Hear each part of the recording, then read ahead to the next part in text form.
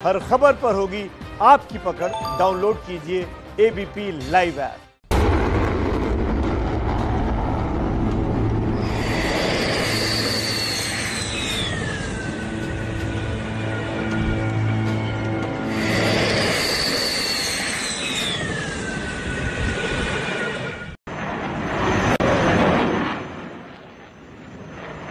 नमस्कार, ABP news पर आप देख रहे हैं न्यूज ड्राइव। आपके साथ मैं हूं अखिलेश आनंद और आज की सबसे बड़ी खबर सबसे पहले आपके सामने। और जरा देखिए मेरी बाईं तरफ जो आपको नजर आ रहा है, ये वो फाइटर जेट है राफेल, जिसका इंतजार 135 करोड़ हिंदुस्तानी पलक पावड़े बिछाकर कर रहे थे। और आखिरकार वो लम्हा आ चुका है, वो क्षण आ गया है जब अंबाला में लैंड कर चुका है ये लड़ाकू विमान। इसकी तस्वीर आपके सामने, ये देखिए दो अलग अलग तस्वीरें, लैंड करते हुए राफेल और दूसरी तस्वीर आप देखिए वाटर कैनन सैल्यूट, जो कि एक परंपरा है। किस तरीके से स्वागत किया गया है भारत के इस योद्धा का, इस बाहुबली का। और जो ये गर्जना है, गगन भेदी जो आवाज आपने सुनी, पड़ोसी देश भी सुन रहे होंगे, भयाक्रांत हो रहे होंगे, डरे हुए होंगे। राफेल की पूरी तरीके से सुरक्षित लैंडिंग हुई है। और अब आप देखिए भारतीय वायुसेना में किस तरीके से ताकत में इजाफा हो चुका है। आसमान के सीने को चीरता हुआ भारत में दस्तक दे चुका है, पहुंच चुका है भारत की सरजमी पर राफेल। अब अलग अलग आपके सामने देखिए जरा ये 6 तस्वीरें, जब उड़ान के लिए शुभकामनाएं दी गई थी। फ्रांस एयरपोर्ट की तस्वीर आपके सामने है, फ्रांस से भारत के लिए उड़ान भरता हुआ राफेल। हवा में जब ईंधन भरा गया था वो तस्वीरें भी आपने देखी थी। यूएई में रुका था राफेल और देश में जब दाखिल हुआ, जब आसमान में था, उस दौरान की वो तस्वीर, वो विहंगम दृश्य। और अब राफेल का अभिनंदन किया गया है अंबाला में। ये 6 तस्वीरें और इन तस्वीरों के जरिए राफेल के सफर की ये पूरी कहानी आपके सामने है। अंबाला एयरबेस पर राफेल का जोरदार स्वागत किया गया है। और वो तमाम जो दुश्मन राष्ट्र हैं, हमारे दुश्मन मुल्क हैं, उन्हें अब अंदाजा मिल चुका होगा कि भारतीय सेना से टकराना अब आसान नहीं। भारतीय वायुसेना की ताकत में जबरदस्त इजाफा हो चुका है इस लड़ाकू विमान के साथ ही। और सबसे बड़ी बात, सबसे महत्वपूर्ण बात यह कि राफेल वो लड़ाकू विमान है जो युद्ध के मैदान में आजमाया जा चुका है। इसकी सफलता की कई कहानियां हमारे आपके सामने हैं। चाहे अफगानिस्तान के युद्ध की बात कर लें, या फिर सीरिया की, या फिर लीबिया की, हर जगह रण क्षेत्र में, युद्ध के मैदान में यह बाजी मार चुका है। और अब भारतीय सेना के साथ राफेल 36 विमान आने हैं, जिनमें से 5 विमान पहुंच चुके हैं। 5 राफेल की सुरक्षित लैंडिंग हुई। खुद इस बारे में रक्षा मंत्री ने भी जानकारी दी थी और एबीपी न्यूज पर आप पल पल की तस्वीर लगातार देख ही रहे हैं। तो अफगानिस्तान के युद्ध में जिस राफेल का ऑपरेशनल डेब्यू हुआ था, देखिए अब हमारी सरजमी पर वो पहुंच चुका है। 6 लेजर गाइडेड लड़ाकू राफेल विमान। और ये देखिए आपके सामने जो तस्वीरें हैं, 20 साल का इंतजार और 2 दिन में फ्रांस से हिंदुस्तान पहुंच गया राफेल। राफेल ने जैसे ही हिंदुस्तान का माथा चूमा, उसकी गरज चीन, पाकिस्तान को जरूर सुनाई पड़ी होगी, उसकी गर्जना। राफेल के इस सफर में आसमान से लेकर पाताल तक उसका अभिनंदन किया गया है। आपको दिखाते हैं एक खास रिपोर्ट। हिंदुस्तान में राफेल के गृह प्रवेश की यह पहली तस्वीर है। जैसे ही भारतीय बाहुबली ने दस्तक दी, 2 सुखोई विमान एस्कॉर्ट करते हुए लड़ाकू विमान पाताल से लेकर पानी तक में हमला करने में माहिर है। 18 साल पहले सुखोई वायुसेना में शामिल हुआ था और अब जब राफेल की पहली खेप आई तो उसके स्वागत सुरक्षा के लिए सुखोई वायु सीमा क्षेत्र में साथ हो गए। फ्रांस से सोमवार को उड़ान भरने के बाद 5 राफेल लड़ाकू विमानों ने यूएई में डेरा डाला था। दोपहर 1 बजे अल दफरा एयरबेस से 5 राफेल उड़ान भरी थी। अरब सागर में दाखिल होते ही राफेल के काफिले को आईएनएस कोलकाता वॉरशिप ने एस्कॉर्ट किया था। और तब आईएनएस कोलकाता कंट्रोल रूम से कैप्टन ने कहा, स्वागत है। आसमान से लेकर पाताल की गहराइयों तक सुरक्षा के बीच आखिरकार राफेल अंबाला एयरबेस पहुंच गया।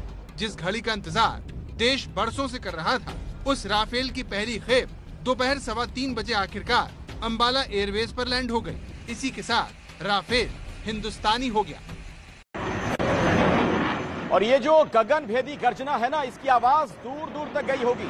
दुश्मन राष्ट्र को भी ये समझ में आ चुका होगा कि अब भारत से टकराना बहुत ही मुश्किल है। आइए हम आपको सीधे अंबाला लिए चलते हैं। हमारे साथ नीरज राजपूत हमारे सहयोगी जुड़ चुके हैं। नीरज, सवाल यही आपसे, भारतीय वायुसेना की ताकत में अब आज के बाद से कितना बड़ा इजाफा आप पाते हैं? आपका क्या आकलन है? बिल्कुल अखिलेश, जिस तरह से हम लोग लगातार बता रहे हैं कि जो रफाल लड़ाकू विमान है, इनकी जो शामिल होने से, भारतीय वायुसेना में भारत में आने से जो भारत की जो एयर पावर है उसमें बहुत कई गुना इसमें इजाफा हो गया। ये कह सकते हैं कि नया पैराडाइम शिफ्ट एक मान सकते हैं कि भारत की एयर सुपेरियरिटी में हो सकता है इन रफाल लड़ाकू विमानों के। ये हम जी, तो नीरज से हमारा संपर्क टूट चुका है, दोबारा उनसे बात करने की कोशिश करेंगे। और जैसा कि मैं आपको बार बार बता रहा हूं, राफेल की सबसे बड़ी खासियत कि बिल्कुल आजमाया हुआ यह लड़ाकू विमान है। दुनिया के कई ऐसे युद्ध क्षेत्र में जो दुर्गम इलाके हैं वहां पर इसने जबरदस्त अपनी परफॉर्मेंस दी है और दुश्मनों के छक्के छुड़ाए हैं। और अब भारतीय वायुसेना के साथ जुड़ चुका है राफेल।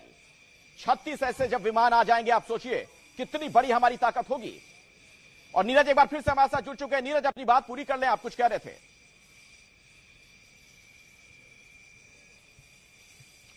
देखिए अखिलेश, जैसा हम लोग बता रहे हैं कि ताकत क्यों बढ़ गई है, ये कोई एक सिंगल रोल के लिए ये फाइटर जेट नहीं लिया गया है फ्रांस के साथ।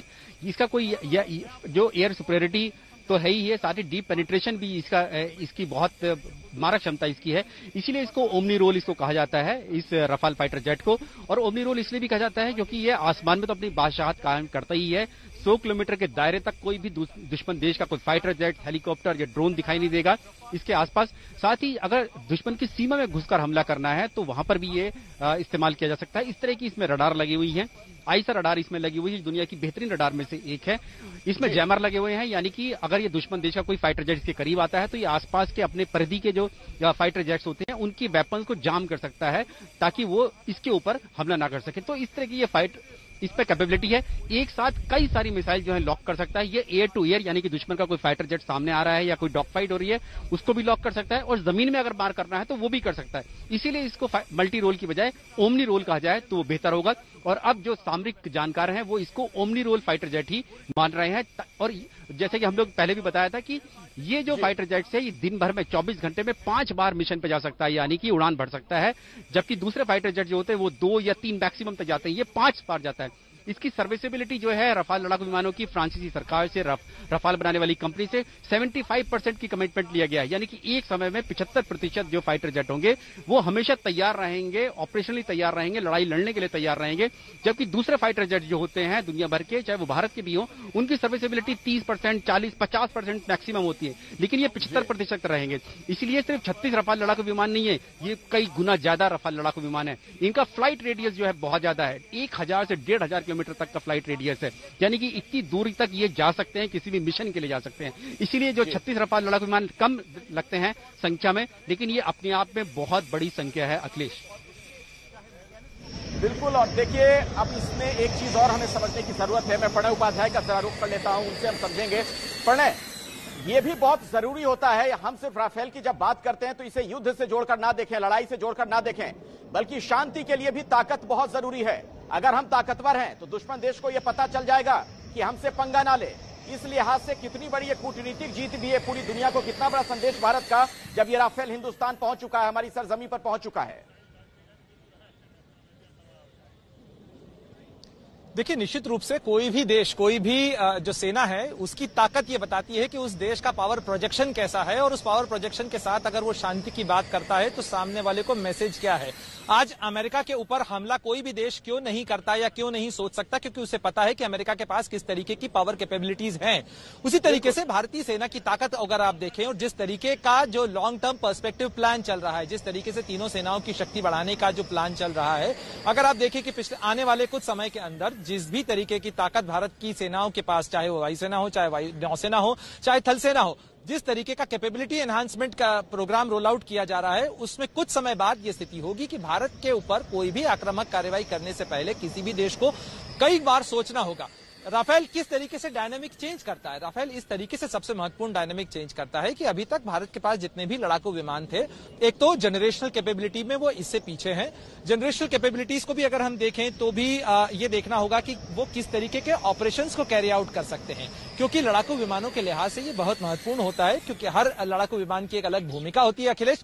और राफेल को यदि आप देखें तो उसके पास एक बहुत महत्वपूर्ण खासियत है और वो ये है कि वो बियॉन्ड विजुअल रेंज, यानी जो चीज नजर नहीं आती है उसे एंगेज कर सकता है, इस तरीके के टारगेट्स को ले सकता है। करीब करीब उसका जो हैमर मिसाइल्स हैं या स्कैथ मिसाइल हैं या माइका या मीटियोर जैसी मिसाइल्स का जो पूरी इन्वेंट्री है उसके पास, वो वैरायटी ऑफ टारगेट्स को एंगेज कर सकता है, यानी बहुत सारे जो ठिकाने हैं उन्हें नष्ट कर सकता है। बिना लाइन ऑफ कंट्रोल या लाइन ऑफ एक्चुअल कंट्रोल को क्रॉस किए किसी भी टारगेट को एंगेज कर सकता है, न्यूट्रलाइज कर सकता है। ये वो कैपेबिलिटीज हैं जो भारत के सिक्योरिटी डायनामिक्स के लिहाज से महत्वपूर्ण है।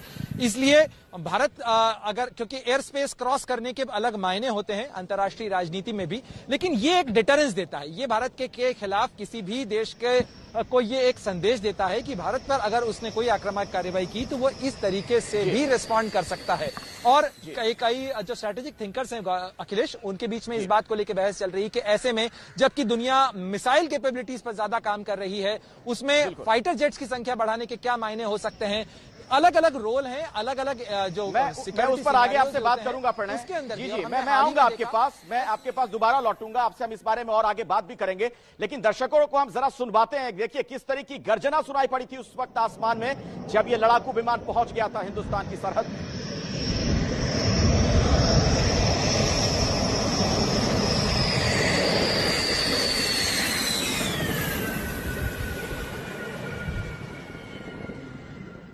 और आइए हम आपको सीधे एक बार फिर से अंबाला लिए चलते हैं। हमारे साथ नीरज राजपूत हमारे सहयोगी लगातार वहां से जुड़े हुए हैं। और नीरज, अब सवाल यही है, वहां एयरबेस पर राफेल मौजूद है, आगे की अब क्या प्रक्रिया होनी है, क्या कुछ और आगे होगा, इस बारे में कुछ जानकारी आपको मिल पा रही है? बिल्कुल अखिलेश, जो भारतीय वायुसेना ने जो जानकारी दी है उसके मुताबिक अब सबसे जो पहली जो जिम्मेदारी होगी इस रफाल लड़ाकू विमान से जुड़ी हुई, वो इस गोल्डन एरो स्क्वाड्रन में यहां पर उनको तैनाती के बाद उनकी जो वेपन्स है, मिसाइल है, जो इनकी जो मीटियोर मिसाइल है, जो मीका है, स्कैल्प है, हैमर तो अभी आने में टाइम लगेगा, लेकिन ये तीनों मिसाइल जो है एमबीडीए कंपनी ने वो पहले ही भेज दी हैं, भारत में भेज दी हैं। इनको इंटीग्रेट किया जाएगा ताकि इन रफाल लड़ाकू विमानों को पांचों, जो सबसे पहले 5 आए हैं, इनको सबसे पहले जो है वो ऑपरेशनली जो है तैनात किया जाए, डिप्लॉय किया जाए, इनकी मारक क्षमता को देखा जाए, किस तरह से ये अपने ऑपरेशंस करती हैं, कॉम्बैट एयर पेट्रोलिंग कैसे करती हैं, क्योंकि अभी तक जो चीन के साथ जो हमारा टकराव चल रहा है वहां पर जो सुखोई लड़ाकू विमान है या मिग 29 है वो वहां पर कॉम्बैट एयर पेट्रोलिंग कर रहा है पूर्वी लद्दाख में। तो ऐसे में सबसे पहले जो चुनौती है वो यही है कि इन रफाल लड़ाकू विमानों को किस तरह से कॉम्बैट एयर पेट्रोलिंग में इस्तेमाल किया जाए, पूर्वी लद्दाख में कैसे इस्तेमाल किया जाए, इनको कितना जल्दी वहां पर तैनात किया जा सकता है, ये सबसे बड़ी जिम्मेदारी जो है अभी वायुसेना के सामने है। आज जो समारोह जो आज चल रहा है, अंदर चल रहा है अंबाला एयरबेस में, जहां हम लोग बाहर खड़े हुए हैं, हम लोगों को मीडिया को इसलिए इजाजत नहीं दी गई, एक तो नेशनल सिक्योरिटी की वजह से, सुरक्षा के चलते, और दूसरा इसीलिए क्योंकि अभी तक इसकी जो मिसाइल्स हैं, वेपन्स हैं, वो इंटीग्रेट नहीं हुए, क्योंकि ताकत जो है किसी भी लड़ाकू विमान की वो अकेले विमान की नहीं होती है, उसकी एवियोनिक्स, उसकी रडार, उसकी जो वेपन्स हैं, मिसाइल्स हैं, बॉम्ब हैं, वो जब इंटीग्रेट हो जाते हैं तब वो गेम चेंजर बनता है। इसीलिए अभी आज जो हम लोगों को नहीं बुलाया गया, अगस्त के महीने में तक वो भी हमने अपने दर्शकों को दिखाया किस तरीके से उन्होंने भी बधाई दी है अमित शाह ने। और हमारे दर्शकों के लिए देखिए यह समझना बड़ा जरूरी हो जाता है कि ऐसे वक्त में जब आपके घर पर सामान भी समय पर डिलीवर ना हो पा रहा हो, राफेल जैसा फाइटर जेट समय से हिंदुस्तान में डिलीवर हो पाया, तो उसकी वजह आप जानना चाहेंगे। कोरोना काल में भी वक्त पर राफेल की डिलीवरी कराने के पीछे कश्मीर के एक अधिकारी की मेहनत है। आप देखिए हमारे सहयोगी नीरज राजपूत की एक खास रिपोर्ट।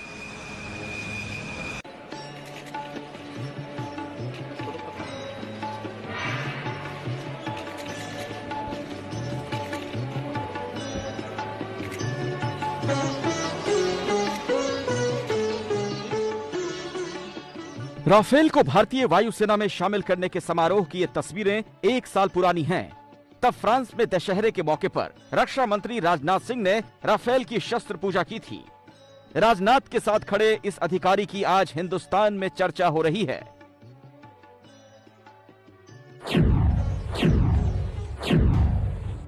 एयर कमांडोर हिलाल अहमद राफेल फ्रांस में भारतीय दूतावास में तैनात, राफेल सौदे से डिलीवरी तक में अहम भूमिका। वायुसेना में हेली सर के नाम से मशहूर हैं हिलाल अहमद राफेल। 2 दिन पहले जब राफेल हिंदुस्तान के लिए उड़ान भरने वाला था, तब फ्रांस में भारत के राजदूत जावेद अशरफ को राफेल के कॉकपिट में फाइटर जेट की खूबियां गिनाते दिखे राफेल। दरअसल राफेल पेरिस में भारतीय दूतावास में एयर अटैचे के तौर पर तैनात हैं। वायुसेना में मिराज 2000 के पायलट रहे हिलाल राफेल लड़ाकू विमान के सौदे से लेकर फाइनल डिलीवरी में अहम भूमिका निभा चुके हैं।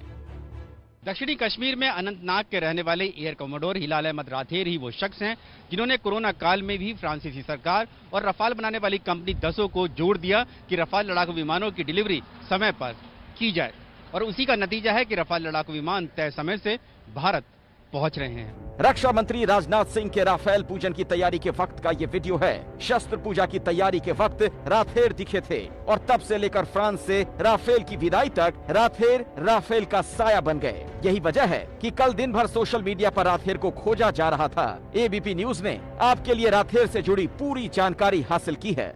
हिलाल अहमद राथेर उर्फ हेली के पिता जम्मू कश्मीर पुलिस में डीएसपी के पद पर तैनात थे।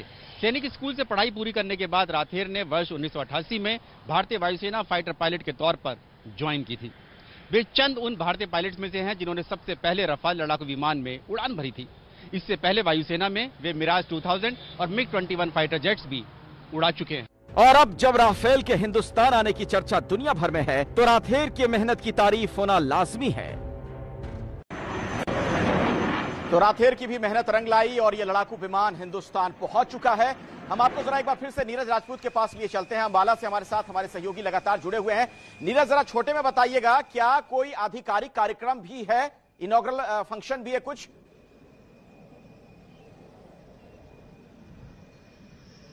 बिल्कुल अखिलेश, हम लोगों को बताया गया है कि इनॉग्रल सेरेमनी है, अंदर एक फॉर्मल सेरेमनी है। तो छोटी सी सेरेमनी है, बहुत बड़ी सेरेमनी नहीं है, लेकिन क्योंकि रफाल पहली बार यहाँ पहुंचे, अंबाला पहुंचे हैं, तो एक सेरेमनी यहाँ पर है। जो उनके फाइटर पायलट्स हैं, जो कमांडिंग ऑफिसर है, उनका स्वागत यहाँ पर किया गया है और उनकी आगवानी की गई है। एक लंबे उड़ान के बाद वो यहाँ पर पहुंचे हैं, तो उनकी आगवानी की गई है। एक सेरेमनी जो होती है सैन्य परंपरा के अनुसार जो होती है, वो एक छोटी सेरेमनी आज यहाँ पर है, लेकिन बड़ी सेरेमनी वो हम देखेंगे अगस्त के महीने में। अगस्त के महीने में एक बड़ा कार्यक्रम होगा, नीरज ने यह अहम जानकारी दी है।